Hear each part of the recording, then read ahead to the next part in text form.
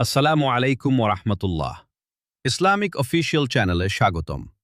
আজ আমরা এমন একটি বিষয় নিয়ে আলোচনা করব যা পশ্চিমবঙ্গ সহ সারা দেশের মানুষের নজর কেড়েছে। দমদমের নেতাজি সুভাষচন্দ্র বসু আন্তর্জাতিক বিমানবন্দরের ভেতরে অবস্থিত ঐতিহাসিক গৌরীপুর জামে মসজিদকে ঘিরে নতুন করে বিতর্ক তৈরি হয়েছে। সংবাদ মাধ্যমের তথ্য অনুযায়ী বিমানবন্দর সম্প্রসারণ, নিরাপত্তা এবং রানওয়ে ব্যবহারের সুবিধার কথা বিবেচনা করে মসজিদটি স্থানান্তরের পরিকল্পনা নিয়ে সরকার ও সংশ্লিষ্ট কর্তৃপক্ষ আলোচনা করছে। এখনও এটি নিয়ে আইনি ও প্রশাসনিক প্রক্রিয়া চলছে। এই মসজিদটি বহু বছরের পুরনো। এমনও বলা হচ্ছে এটি বিমানবন্দর তৈরির আগেই সেখানে ছিল। দীর্ঘদিন ধরে মুসল্লিরা এখানে নামাজ আদায় করে আসছেন। সাম্প্রতিক সময়ে নিরাপত্তার কারণ দেখিয়ে সাধারণ মানুষের প্রবেশে বিধিনিষেধ আরোপ করা হয়েছে।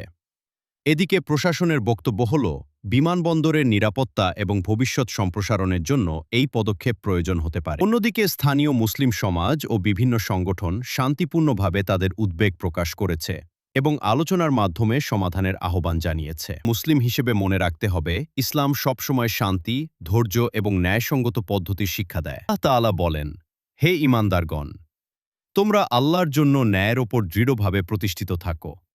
সূরা আন-নিসা, আয়াত ১৩৫।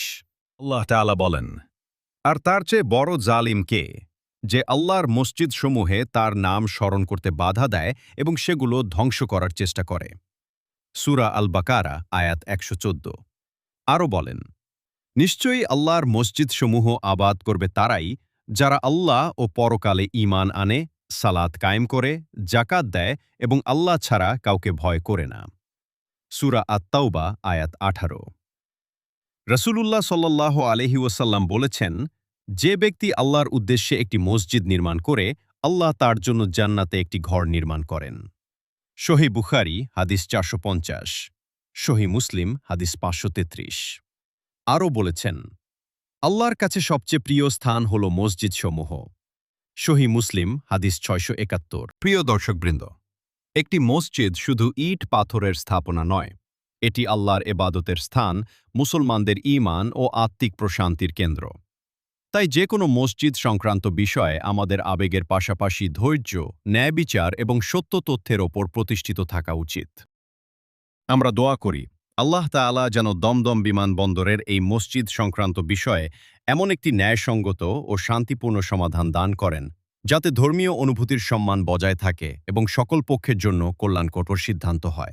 আল্লাহ পাক আমাদের শোনা এবং বলার মধ্যে বেশি বেশি করে নেক আমল করার তৌফিক দান করুন। আমিন।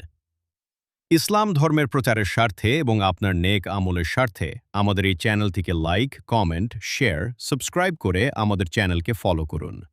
আসসালামু আলাইকুম ওয়া রাহমাতুল্লাহ।